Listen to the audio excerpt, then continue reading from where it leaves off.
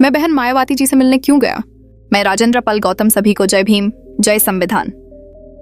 नमो बुद्धाय, जय भीम, जय भारत, जय संविधान। जोहार साथियों, आज सोशल मीडिया से लेकर राजनीतिक गलियारों तक एक ही सवाल पूछा जा रहा है। आखिर मैं बहन कुमारी मायावती जी से मिलने क्यों गया? क्या बहुजन समाज के लोग आपस में संवाद भी नहीं कर सकते? क्या सामाजिक न्याय की लड़ाई लड़ने वाले लोग एक मंच पर नहीं आ सकते? क्या बहुजन आंदोलन को मजबूत करना आज की सबसे बड़ी जरूरत नहीं है? मैं साफ शब्दों में कहना चाहता हूं कि यह मुलाकात किसी पद, सत्ता या निजी स्वार्थ के लिए नहीं थी। यह मुलाकात बहुजन समाज के भविष्य को लेकर थी। यह मुलाकात संविधान बचाने की चिंता को लेकर थी। यह मुलाकात उन करोड़ों गरीब, दलित, पिछड़े, आदिवासी और अल्पसंख्यक समाज के लोगों की आवाज को मजबूत करने के लिए थी, जिनकी बातें आज दबाई जा रही हैं। आज देश में बेरोजगारी बढ़ रही है, शिक्षा महंगी हो रही है, सरकारी संस्थाएं कमजोर की जा रही हैं। ऐसे समय में सवाल यह होना चाहिए कि बहुजन समाज कैसे मजबूत होगा? युवाओं को शिक्षा और रोजगार कैसे मिलेगा? संविधान और आरक्षण की रक्षा कैसे होगी? लेकिन कुछ लोग सिर्फ यह पूछ रहे हैं कि मैं किससे मिला और क्यों मिला। साथियों, मैं मानता हूं कि व्यक्तिगत मतभेद बड़े नहीं होते, समाज का हित सबसे बड़ा होता है। अगर बहुजन समाज बंटेगा तो फायदा किससे होगा? अगर बहुजन समाज कमजोर होगा तो नुकसान किसका होगा? हमारे महापुरुषों ने हमें लड़ना नहीं, जोड़ना सिखाया है। डॉक्टर भीमराव आंबेडकर ने हमें संविधान दिया। मान्यवर कांशीराम साहब ने हमें राजनीतिक ताकत बनने का रास्ता दिखाया। उन्होंने हमेशा कहा, जिसकी जितनी संख्या भारी, उसकी उतनी हिस्सेदारी। तो क्या आज हमें फिर से एकजुट होने की जरूरत नहीं है? क्या बहुजन समाज को फिर से मजबूत आंदोलन की जरूरत नहीं है? मैं आज भी उसी विचारधारा के साथ खड़ा हूं जिसके लिए मैंने राजनीति शुरू की थी। सामाजिक न्याय, समानता, शिक्षा, सम्मान और संविधान की रक्षा। मेरी राजनीति कुर्सी के लिए नहीं है। मेरा संघर्ष उन लोगों के लिए है जिनकी आवाज आज भी दबाई जाती है। मैं बहुजन समाज के हर कार्यकर्ता और युवा से कहना चाहता हूं, अफवाहों पर नहीं, मुद्दों पर ध्यान दीजिए। नफरत नहीं, जागरूकता फैलाइए। समाज को शिक्षित कीजिए, संगठित कीजिए और संघर्ष के लिए तैयार कीजिए।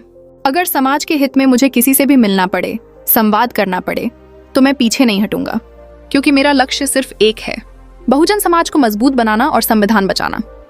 साथियों, फूले साहू अंबेडकर का मिशन सभी बहुजनों का सपना है। हमारे महापुरुषों ने अपना पूरा जीवन जलाकर, पूरा जीवन लगाकर, पूरे जीवन संघर्ष करके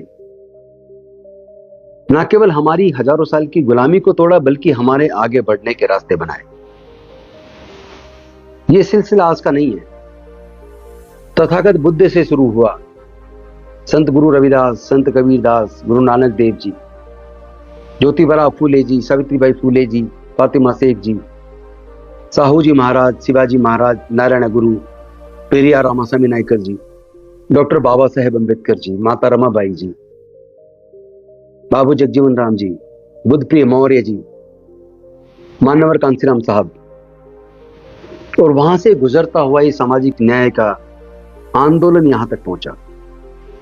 इस आंदोलन में हमारे समाज की एक बड़ी नेता बहन मायावती जी ने भी अपना पूरा जीवन लगाया। मैं आज कांग्रेस पार्टी का राष्ट्रीय अध्यक्ष हूं, लेकिन इससे पहले एक समय जब मैं दिल्ली की सरकार में कैबिनेट मंत्री था, कैबिनेट मिनिस्टर था, तो पूरे देश से समाज के लोग मिलने आते थे और across the party line, Bahujan Samaj party के, आजाद समाज पार्टी के, कांग्रेस के, दूसरे तमाम पार्टियों के लोग जब दिल्ली आते थे तो अक्सर बिना किसी अपॉइंटमेंट के मेरे घर आते थे और मैं सबसे मिलता था। समाज के नाते हम सब लोग बाबा साहेब के सिपाही हैं। ये कुर्सियां बहुत छोटी हैं, ये मंत्री बन जाना, मुख्यमंत्री बन जाना, मुझे लगता है जब समाज की बात आए तो कुर्सियों से कहीं ऊपर उठकर हमें एकजुट होकर समाज के मुद्दों पर बात करनी चाहिए। वैसे भी तथागत बुद्ध ने राजपाट त्यागा, अपना पूरा जीवन मानव कल्याण के लिए, मनुष्य को दुख से मुक्ति का मार्ग देने के लिए लगाया। उसी प्रकार डॉक्टर बाबा साहेब अम्बेडकर जी ने बहुजनों के लिए, विशेष रूप से भारत की महिलाओं के लिए अपना कानून मंत्री का पद तक त्याग दिया और अपना पूरा जीवन बहुजन समाज को हक अधिकार दिलाने में, उनकी उन्नति के लिए लगा दिया। इस उनके संघर्ष में उन्होंने अपने 5 में से 4 बच्चों को खोया, जवान पत्नी को खोया, अपना पूरा जीवन जलाया। तथागत बुद्ध का समता, स्वतंत्रता, बंधुता, न्याय, प्रज्ञाशील, करुणा और मैत्री का मार्ग, शांति, मानवता का संदेश देने वाले तथागत बुद्ध के धम्म को इस पूरे बहुजन समाज को दिया। मैंने भी डॉक्टर बाबा साहेब अम्बेडकर जी की दी हुई 22 प्रतिज्ञाओं के लिए और अपने इस बहुजन समाज के हक अधिकार के लिए, मिशन के लिए मंत्री की कुर्सी को छोड़ दिया। क्योंकि कुर्सियां आएंगी जाएंगी, लेकिन समाज का दर्द, समाज के मुद्दे, हमारे बच्चों के आने वाले भविष्य की जो परेशानियां हैं जो दिख रही हैं, उसके लिए लड़ना जरूरी है। आज मैं कांग्रेस पार्टी का एससी डिपार्टमेंट का अध्यक्ष हूं, लेकिन मैं भी इतना बड़ा नहीं हो गया कि मैं अपने समाज के लोगों की इज्जत ना करूं, अपने बुजुर्गों की इज्जत ना करूं। जब मैं बॉम्बे जाता हूं तो अक्सर डॉक्टर बाबा साहेब अम्बेडकर के घर राजगिरी भी जाता हूं। अक्सर बाबा साहेब के पोतों से जो अपनी एक पार्टी चलाते हैं, मैं उनसे भी मिलता हूं, चाहे प्रकाश जी हो, चाहे भीमराव अम्बेडकर जी हो। जब भी अवसर मिलता है मैं बिना अपॉइंटमेंट के उनसे भी मिलता हूं। और मेरे घर पे भी लोग बिना किसी अपॉइंटमेंट के, बिना पहले पूर्व सूचना के आते हैं, पूरे देश से आते हैं, मैं सबसे मिलता हूं। क्योंकि हमारा मिशन का रिश्ता है, हमारा विचार का रिश्ता है। मेरा मानना खून के रिश्ते से बड़ा विचार का रिश्ता होगा। पार्टियों से ऊपर उठकर हमें समाज के मुद्दों पर कम से कम समाज में बैठ के चर्चा करनी चाहिए। इसी कड़ी में अभी कल न्यायोदय राहुल गांधी जी ने वीरा पासी जी की मूर्ति का अनावरण किया और परसों लखनऊ के कांग्रेस कार्यालय में वीरा पासी जी की मूर्ति के अनावरण का जो कार्यक्रम हुआ, जो सभा हुई, उसकी तैयारी की बैठक थी। और उस तैयारी बैठक में अनेकों संगठनों के लोग आए थे, सामाजिक संगठनों के, सिविल सोसाइटी के लोग थे, ऐसे डिपार्टमेंट के भी लोग थे।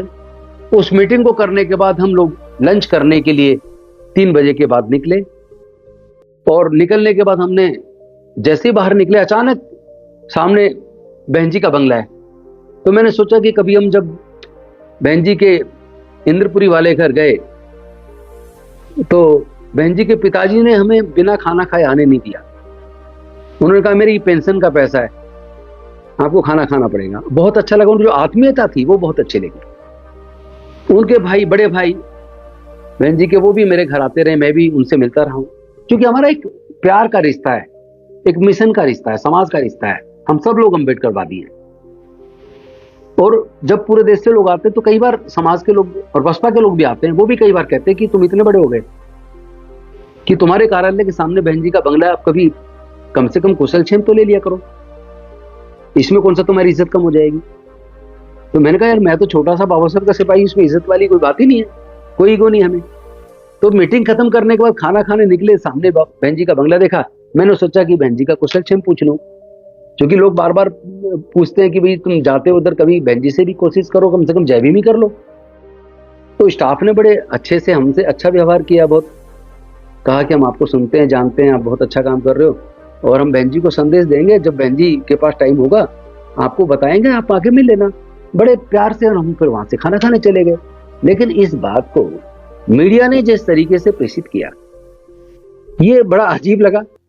अरे अपने महापुरुषों का, अपने समाज के लोगों का, अपने समाज के नेताओं का सम्मान हमें हर हाल में करना चाहिए, अक्रॉस द पार्टी लाइन करना चाहिए। महत्वपूर्ण समाज होता है, समाज के मुद्दे। आज हमारे बच्चों की पढ़ाई छूट रही है, आज उनको नौकरियों के अवसर नहीं है, ठेकेदारी प्रथा लागू हो चुकी है। आज जो स्कॉलरशिप से हमारे लोग पढ़ जाया करते थे, उनकी स्कॉलरशिप बंद हो गई है। बच्चे पढ़ाई छोड़ रहे हैं, सुसाइड कर लेते हैं। क्या ऐसे सामाजिक मुद्दों पे हमें अपने सभी लोगों से चर्चा नहीं करनी चाहिए? हमें करनी चाहिए। मैं आप सबसे भी आह्वान करता हूं, आप सब लोग अक्रॉस दी पार्टी लाइन सामाजिक मुद्दों पे जरूर बैठा करो, एक दूसरे से मिला करो। ये लड़ाई मिल के लड़ी जाएगी, क्योंकि आज देश खतरे में है, देश का संविधान खतरे में, लोकतंत्र खतरे में है। और हमारे समाज को तो कम से कम संविधान से एक इमोशनल रिश्ता है, क्योंकि डॉक्टर बाबा साहेब अम्बेडकर जी ने उसे बनाया है। तो मैं आप सबसे निवेदन करता हूं, सब लोग एक दूसरे के साथ भाईचारा रखें, एक दूसरे के साथ मिले जुले और सामाजिक मुद्दों पे जरूर एकजुट हो। और आज जो पार्टी सत्ता में है, जो देश को कुचल रही है, देश के संविधान और प्रजातंत्र के लिए खतरा बन गई है, उसके खिलाफ तो सब लोग एकजुट होकर संविधान बचाने की लड़ाई को लड़ो, तो मैं समझता हूं देश बचेगा। तो देश से बड़ा कोई नहीं है, हम भी नहीं है। नमो बुद्धाय, जय भीम, जय भारत, जय संविधान, जोहार, धन्यवाद।